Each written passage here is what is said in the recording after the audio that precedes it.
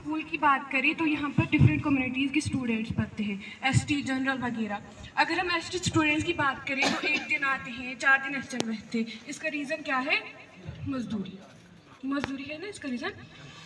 آپ ہمیں ایک ایسا وے بتائیں جس سے ہم چائلڈ لیبر کو ڈیمانڈ کر سکیں.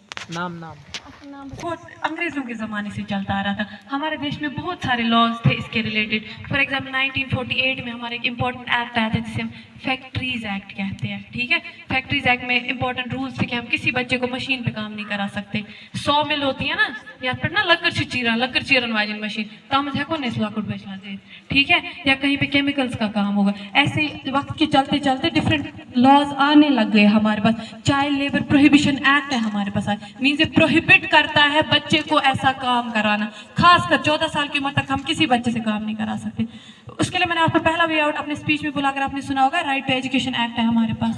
رائٹ ٹو ایجوکیشن ایکٹ بولتا ہے 14 سال تک, 6 سے 14 سال تک, یہ article 21A by virtue of that بھی ایڈ ہوا ہے ہمارے کانسٹیٹیوشن میں, اسکول جانا ہے. پہلا امپورٹنٹ چیز اسکول بھیجو بچے کو پڑھائی حاصل کرواؤ. میرا کوشچن چائلڈ میرج کے متعلق ہے.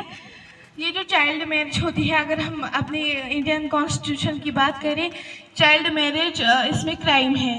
لیکن اگر ہم آج کی بات کریں ایس ٹی کمیونٹیز میں اور باقی کمیونٹیز میں چائلڈ میرج ابھی بھی چل رہی ہے. تو اس کو ختم کرنے کے لیے ہمیں کیا کرنا چاہیے؟ لا ہے, آپ سنیں, the girl who asked the question. Child marriage restrain act تھا ہمارے پاس 1929 میں, کتنا پرانا ایکٹ ہے. اب ہمارے پاس چائلڈ میرج پروہیبیشن ایکٹ ہے, بالکل نہیں کر سکتے. اس کے لیے انسپیکٹرز ہوگا, اس کے پاس کمپلینٹ کرنی ہے. اگر آپ کہیں دیکھو S T F C communities میں ہو رہا ہے, کہیں بھی ہو رہا ہے ہمارے آس پاس میں, ادھر جاؤ, کمپلینٹ کرو, یا اسی چائلڈ لائن پہ فون کرو. ٹھیک ہے, یہ آپ کے لیے ایک بہت بڑا ٹول ہے, ہتھیار ہے, سپر پاور ہے. میرا ایک کوشچن ہے, ایکچولی ایک کوشچن ہی ایڈوائس ہے. جیسے کہ آپ نے بہت سارے مطلب کہ بہت سارے اسپیچ پروگرام کیا, آپ نے بہت سارے بچوں کو موٹیویشن ملی, وہ لائر بننا چاہتے ہیں, جج بننا چاہتے ہیں. تو ہم مطلب کہ جیسے کہ ہمارے 5 سبجیکٹس ہیں, ان میں سے کس پہ ہم زیادہ فوکس کریں؟ میں نے بھی آپ کے جیسے سبجیکٹ پڑھے, جو آپ کی کتابیں میری بھی وہی کتابیں تھیں. کیا Urdu, English, science, math, SST ہے نا, یہ سب ہم سب نے بھی پڑھا ہے. اب دیکھو آج کل کے زمانے میں اگر آپ کو لائر بننا ہے فار انسٹنس, اس کے لیے آگے جا کر ہم سائنس کے تھرو بھی لائر بن سکتے ہیں. کوئی انجینئر ہے نا, وہ بھی لائر بن سکتا ہے, لائر جس سے ہمیں سولوشن ملے. اب ہیومینٹیز والے سبجیکٹ سے آپ SST پہ بہت فوکس کرو, ہسٹری پہ اچھا فوکس کرو, جیوگرافی اپنی اسٹرانگ کرو, انگلش خاص کر لینگویج پہ فوکس کرو, آپ اردو پہ بہت فوکس کرو, آپ گرامر سیکھو. ہر لینگویج میں امپورٹنٹ ٹول گرامر ہوتا ہے. انگلش پہ بھی, اردو پہ بھی فوکس کرو, جو سامنے ہو 10th تک. 11th 12th میں آپ کی اسٹریمز آ جائیں, کسی کو ڈاکٹر بننا ہوگا, وہ فزکس پڑھے گا, بایولوجی پڑھے گا, کیمسٹری پڑھے گا. ٹھیک ہے, فی الحال آپ سب سبجیکٹس پہ فوکس کرو. ایسے نہیں کہ میں ابھی سے شروع کروں گی, میں میتھ پڑھوں گی نہیں, میں بس کیونکہ مجھے IAS بننا ہے میں بس فزکس پڑھتی رہوں گی, وہ نہیں چلے گا. ایکول فوکس میتھ پہ بھی, لینگویج پہ بھی, کیونکہ لینگویج اگر نہیں آتی ہوتی, اگر میں اردو میں کشمیری میں بات نہ کر پا رہی ہوتی, میں کیسے آپ کے سامنے بات کرتی, ہے نا.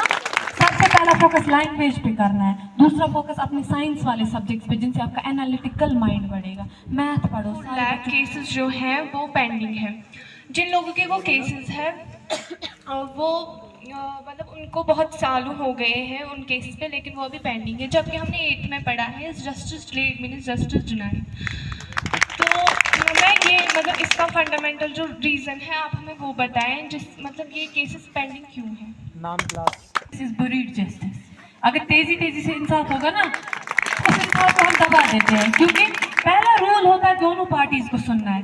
پرسوں ایک کیس آیا, وہ بہت پرانا کیس ہے, اس میں اس کو بہت سارے بچوں کو اس نے مارا تھا, نٹھاری کلنگز کہتے ہیں ہم. وہ 13 سال بعد آزاد ہو گیا, کیونکہ پتہ چلا کورٹ کو کہ اس کی کوئی غلطی نہیں تھی. اگر ہم نے اس کو پھانسی دے دی ہوتی, 13 کیسوں میں آیا, اس کو پھانسی دے دو, کل کو پھانسی لگنی تھی, شام کو اپیل میں اس کی وکیل صاحبہ جسٹس اندرا سنگھ اس کا نام ہے, وہ گئی کورٹ, بولا نہیں پھانسی رکوا دو. اگر ہم نے اس بندے کو پھانسی دی ہوتی, آج وہ آزاد نہیں ہوتا نا, تو ہم نے خریڈ جسٹس کیا ہوتا تو جسٹس بیوری ہو جاتا.